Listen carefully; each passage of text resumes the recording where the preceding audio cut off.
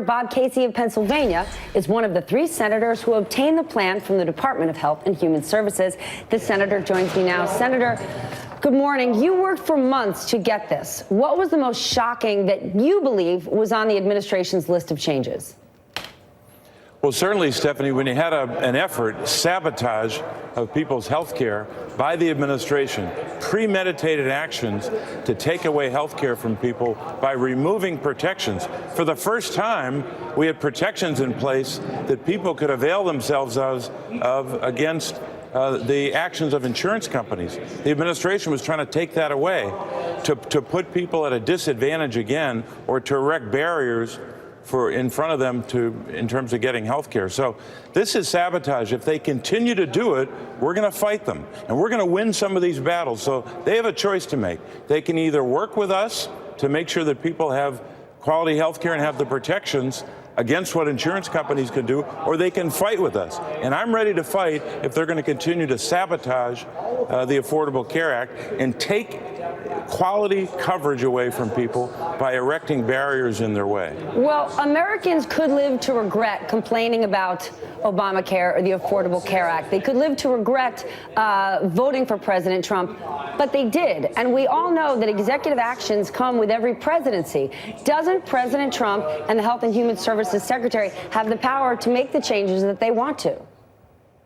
What they don't, Stephanie, is have the right to deny the public information about their health care, information about how to avail themselves of protections. This is the kind of sabotage that I don't think anyone anticipated from any administration. And a lot of this had its origin in a slimy political deal to line up votes from the Freedom Caucus when they couldn't persuade them by handing them a copy of their legislation. This was an inducement. This was a slimy deal to get to line up votes. It was the most crass political thing you could imagine. But in this case, it wasn't just some Washington deal where people were left out. People are hurt by this. Yes, there were 8.7 million people that signed up, which shows that people want health care coverage. But that 8.7 million could have been 9 million or higher.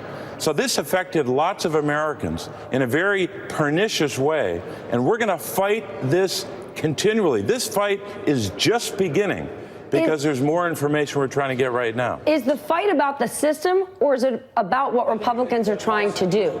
Because what Americans hate is dirty politics, and they exist across the board. And Republicans working on this deal behind closed doors, as slimy as it may have been, is unfortunately the way politics works. While you're crafting your deal, you do it in private before people can blow holes in it. Isn't the issue the way our system is set up? I just don't think people voted in 2016 for basic protections to be taken away. We could have a lot of discussions about changes we can make to the Affordable Care Act. In fact, we did that this year, despite the president getting in the way at times. Lamar Alexander, a Republican, Patty Murray, a Democrat, came together with our Help Committee, and we put in place legislation to help stabilize the insurance markets. That's the kind of bipartisan health care effort. But this wasn't just a question of being partisan. This was a group of administration officials trying to take away protections from people as a way to somehow induce a political deal. We're not going to allow that to happen. And we won this round. We got the document that we were seeking. But we're just beginning to fight. This is going to be a long fight unless they want to work with us on ways we can lower cost and improve coverage. But so far, they haven't been willing to do that. And if they want to fight, we're ready to fight. All right, Senator, thank you so much for joining me this morning. And thanks for getting that document. Thanks, Stephanie.